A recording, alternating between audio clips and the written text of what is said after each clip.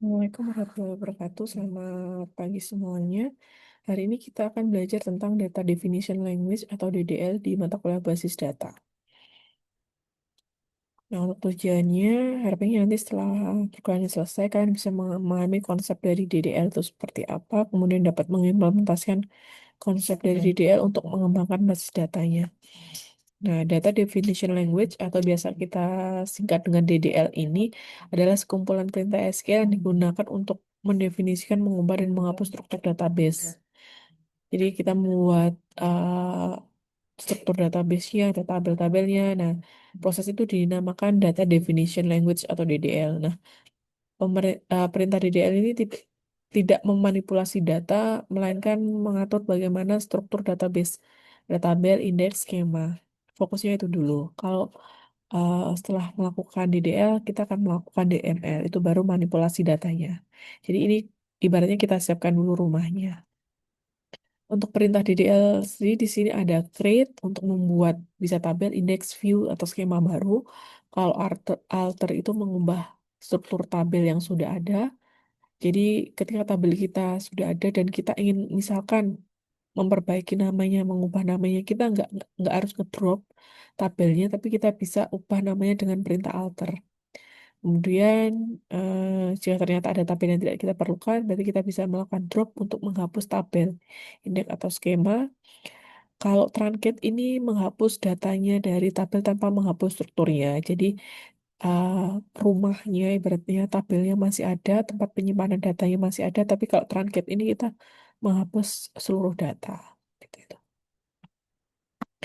Nah, ini adalah sintaks-sintaksnya. Jadi kalau perintah create kan digunakan membuat tabel baru dalam database. Biasanya kalau create database kan juga sudah bisa ya. Bisa juga langsung dari UI-nya, GUI-nya. Kemudian kalau ini coba membuat ini sintak umumnya create table yang huruf kapital ini tuh dia pasti ini tidak usah diotak-atik. Ini contohnya create table, nama tabel yang huruf kecil ini non kapital ini adalah variabel yang bisa kalian ubah-ubah. Misalkan ini mahasiswa, kemudian ini ada kolomnya, kolom satu, kolom dua, ini ada 4 kolom, ada kolom ID, nama, jurusan, angkatan, kolomnya ada 4. Nah, setiap kolom itu memiliki tipe datanya. Di sini ada tipe serial, varchar, ada integer check. Nah, di sini ada penjelasannya. ID ini eh, variabel ID ini tipe datanya serial. Dia merupakan primary key, otomatis bertambah. Dia dijadikan primary key, pengenal dari satu baris tabel tersebut. Jadi setiap tabel harus punya primary key. Dia adalah sifatnya unik. Dia yang akan kita gunakan untuk mengambil data di tabel tersebut. Misalnya, atau untuk merelasikan antara satu tabel dengan tabel yang lain itu based on primary key. Terus nama bentuknya varchar not null, berarti kolom itu wajib diisi kalau ada tulisannya not null. Kemudian angkatan itu integer check, menentukan batasan nilai tahun, jadi hanya bisa diinputkan lebih dari 2000 atau kurang dari sama dengan 2030. Jika kita inputkan 2031, maka nanti akan terjadi error seperti itu. Kemudian ada perintah create dengan menambahkan foreign key pada tabel kedua. Jadi nanti kan ada create produk, terus ada penjual. Nah, kita bisa menambahkan di sini karena ini berelasi dengan tabel produk, maka kita tambahkan foreign key-nya. Oke, seperti ini dia konsepnya foreign key dari ID produk, reference dari tabel produk, ID produk, on delete cascade. Seperti ini perintahnya. On delete cascade ini apa sih sebenarnya? Coba sambil dicari-cari ya. Jadi tidak semua informasi itu saya berikan secara menyeluruh, biar kalian juga coba rasa keingintahuannya itu ditimbulkan. Saya pengen tahu kenapa sih tulisannya seperti ini, kenapa sih ada delete cascade, apa bedanya? Nanti kalau misalkan tidak saya beri on delete cascade, misalkan seperti itu ya. Coba itu nanti bahan diskusi kita. Kemudian di sini ada perintah alter digunakan untuk memodifikasi struktur tabel yang sudah ada. Ini untuk menambahkan kolom baru. Jadi misalkan dalam satu tabel itu kolomnya kurang, kalian bisa alter tabel, nama tabelnya apa, add kolom, kolom barunya apa, tipe datanya apa. Ini adalah struktur umum penulisannya, kemudian yang bagian kanan ini adalah contohnya. Jadi misalkan alter table mahasiswa, add kolom apa, mau menambahkan kolom email, terus tipe datanya varchar, sifatnya adalah unik, seperti ini. Jadi diingat yang non kapital seperti ini, maka dia adalah variabel yang boleh diubah-ubah. Tapi kalau yang uppercase semua seperti ini, maka itu adalah bawaan dari basis datanya. Memang aturannya seperti itu, tidak usah diubah-ubah, tidak boleh diubah. Terus mau mengubah tipe datanya, ternyata tipe datanya kurang sesuai, boleh juga alter tabel maksudnya alter kolom. Kalau tadi kan menambahkan add kolom, kalau ini merubah berarti alter kolom, angkatan, type eh, small in, diganti small in gitu. Terus mau menghapus kolom bisa juga alter table. Terus drop kolom apa? Drop kolom apa? Emailnya tadi kah atau apa? Ini bisa. Nah, silakan kalian coba-coba. Jadi belajar dulu membuat tabel-tabelnya dulu, terus mau ubah tabel menambahkan. Nah, itu kalau sudah eh, bisa dipahami semua, baru nanti kita akan belajar bagaimana menambahkan datanya, memanipulasi datanya, seperti itu. Karena ini penting juga untuk menyiapkan kal menyiapkan tempat atau wadah untuk kita menyimpan data. Jadi ini juga harus dibuat dengan benar. Kemudian ada juga menambahkan primary key. Mungkin lupa belum menambahkan primary key. Kita bisa alter table, tabelnya apa, add constraint, primary key-nya apa. Nama, nama constraint-nya gini, terus ini nama kolomnya. Oke.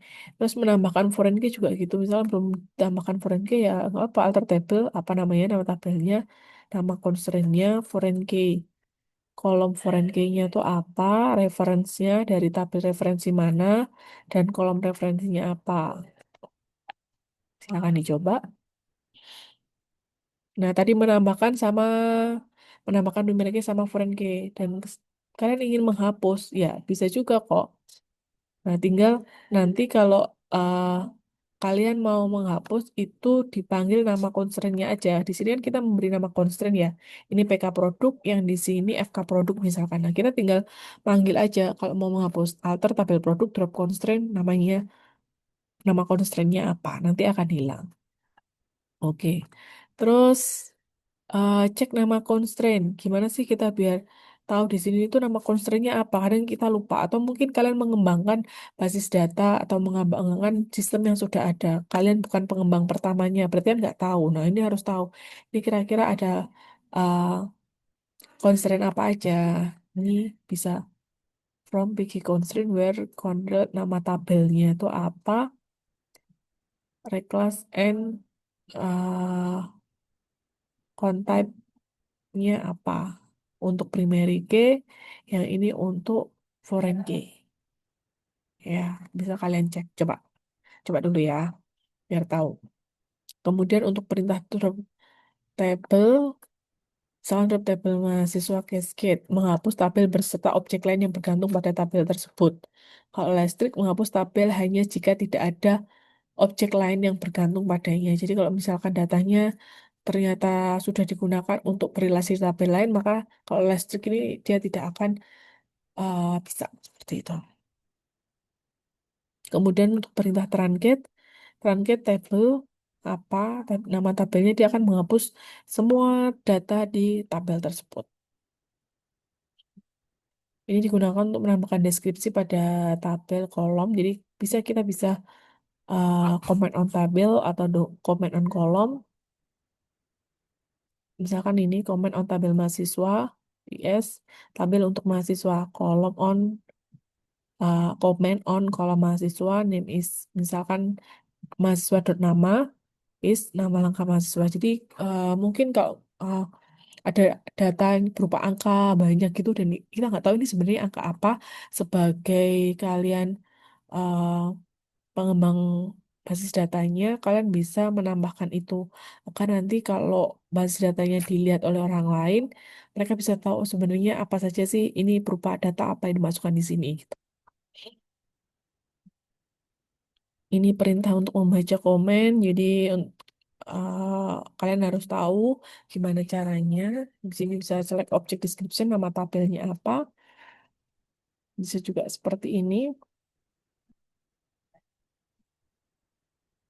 Kalau kita mau baca nama uh, deskripsi di kolom, yang hijau ini sintaks umumnya. Oh maaf, ini ada salah ini. Salah. Ini kolom description, kalau ini object description itu tabelnya gitu ya. Oke, silahkan dicoba.